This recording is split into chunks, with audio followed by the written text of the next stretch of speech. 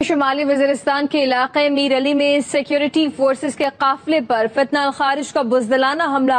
हाफिज गुल बहादुर ग्रुप जो है उन्होंने पाकिस्तान की फौज पे आज हमला किया और ये सुइसाइड हमला था जिसकी वजह से 16 पाकिस्तानी फौजी जो हैं उनकी शहादत हो गई। भारत इस वक्त कोई बहुत बड़ी प्लानिंग कर रहा है। पाकिस्तान की अफवाज इस वक्त मुकम्मल तौर पर हाई अलर्ट पे है और भारत की तरफ से एक जानिब तो एडवेंचर का खतरा है तो वहीं दूसरी तरफ भारत की तरफ से पाकिस्तान के ऊपर हमले और पाकिस्तान की अफवाज को टारगेट किए जाने का अमल जो है वो भी शुरू कर दिया गया है। इंतहाई तकलीफदेह है कि हमने एक अदद ट्रॉली देखी, वो ट्रॉली जो शायद कचरा उठाने के लिए, सफाई के लिए इस्तेमाल होती है। एक ऐसा चेन ऑफ इवेंट होना है, एक ऐसा डोमिनो इफेक्ट होगा इसका कि पाकिस्तान की जो बाकी मानदा को थोड़ी बहुत बच गई है ना सालमियत, वो खत्म हो जाएगी। पहलगाम में क्या था स्कोर? 25 का था, यानी कि पहलगाम का जो स्कोर है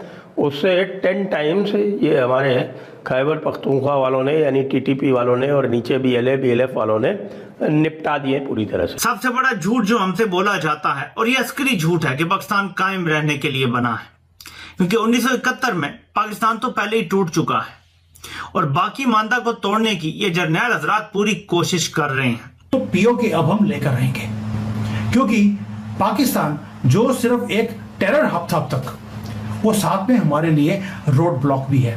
जय हिंद दोस्तों।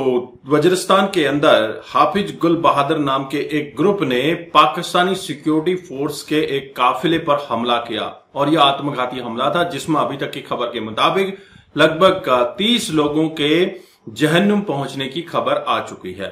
दोस्तों, पाकिस्तान का कहना है कि यह भारत का किया कराया है और अजीत डोभाल अब एक्टिव हो चुके हैं क्योंकि उन्हें पाकिस्तान को 4 से 6 टुकड़ों में तकसीम करना है। हाफिज गुल बहादुर ग्रुप जो है उन्होंने पाकिस्तान की फौज पे आज हमला किया और ये सुइसाइड हमला था जिसकी वजह से 16 पाकिस्तानी फौजी जो हैं उनकी शहादत हो गई। और ये तहरीके तालिबान हो या हाफिज गुल बहादुर हो, ये मसरूफ थे क्योंकि इनको पता था कि पाकिस्तान की फौज जो है वो मसरूफ है, इंडिया से लड़ रही थी, तो इन्होंने बिल्कुल खामोशी इख्तियार की और दाएं बाएं निकल गए और सिचुएशन जो है उसको जांचते हुए समझते हुए उन्होंने ये फैसला किया कि हमें अपनी वो जो मोमेंटम है उसमें थोड़ी सी कमी लेके आनी चाहिए पाकिस्तानी फौज पे हमले करने की। उसकी वजह ये है ताकि पॉज एंड थिंक का मौका मिले, थोड़ा रेस्ट पे चले जाएं, थोड़ी स्ट्रैटेजी बदल लें,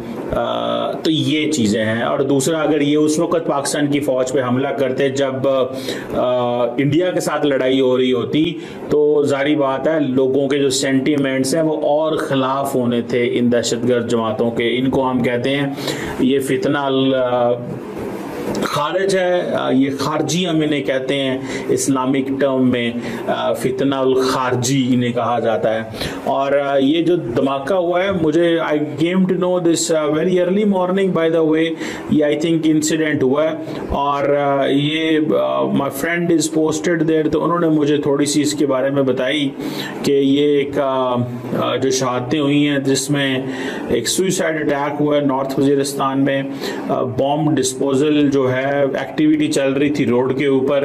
और अब मैं आपको क्या क्या कहानियां सुनाऊं कि क्या क्या चैलेंजेस जो हैं वो सामना करने पड़ते हैं पाकिस्तान को। और देखें, अफगान तालिबान ने रिसेंटली ये कहा था, उन्होंने कहा था कि जनाब ऐसे लोग जो अफगानिस्तान में बेस्ड हों वो पाकिस्तान या किसी और मुल्क में जाके हमले नहीं कर सकते। ये उन्होंने अफगान तालिबान ने स्टेटमेंट्स जारी की थी।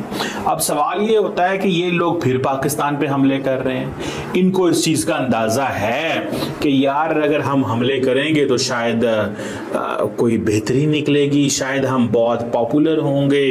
भारत में एक यात्रा होने जा रही है जिसमें तखरीबकारी का कोई प्लान बन रहा है जिसका इल्जाम पाकिस्तान पर आयद किया जाएगा, फॉल्स फ्लैग ऑपरेशन, जिसकी तरफ सेठी साहब भी पहले इशारा कर चुके हैं। लेकिन अब ये बात तवातर से की जा रही है, यहाँ तक कि खुरम दस्तगीर साहब ने भी ऐसी बात की। अलबत्ता पानी के मामले पर वो काफी कंसर्न थे। सेठ साहब, मुझे आपसे ये जानना है कि इतने ब्लंडर्स करने के बाद, इतनी मुंह की खाने के बाद भी तिल मिलाकर भारत ऐसी हरकत कर सकता है? देखिए, मैंने जब ये हमला किया था और उसके बाद सीज फायर हुई थी, तो मैंने ये कहा था कि ये पॉज ही है, ये फिर कुछ ना कुछ करेंगे बिकॉज ये राउंड हार गए हैं। और जैसे ही अभी तो ये कह रहे हैं कि जीत गए हैं, मगर जैसे अवाम उनकी जागेगी, उनको पता चलेगा, तो ये पता चल जाएगा कि ये हार गए राउंड। तो फिर नरेंद्र मोदी के ऊपर प्रेशर होगा कि कुछ करे और करके दिखाए कि हम जीत के गए या हम तकड़े हैं। तो ये मेरा मौकफ था, मगर मेरा एक थोड़ा सा लॉन्ग टर्म पर्सपेक्टिव था जी। उसकी वजह ये थी कि इतनी जल्दी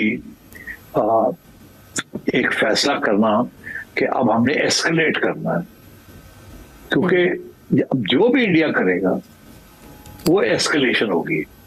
जहां पहले छोड़ गए थे उससे आगे जाना पड़ेगा, न्यू नॉर्मल वहां से नहीं।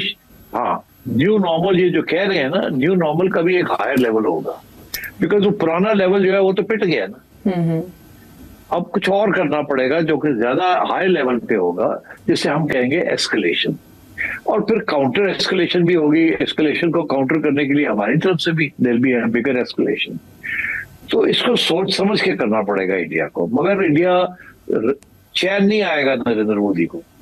और मैंने ये भी कहा था कि मुझे ऐसे लगता है कि कहीं ना कहीं इनको कोई ना कोई कुर्बानी देनी पड़ेगी, क्योंकि आवाम सर मांगेगी।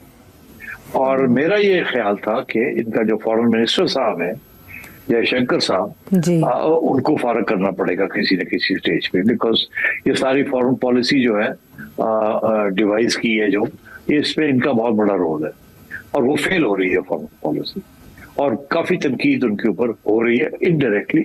वो आहिस्ता आहिस्ता बढ़ रही है, क्योंकि लोग जो नरेंद्र मोदी को नहीं अटैक करेंगे तो इनको अटैक करेंगे। दोस्तों, जिस तरह से पाकिस्तान में यकायक हमले हो रहे हैं, यह ऐसे ही नहीं हो रहे हैं।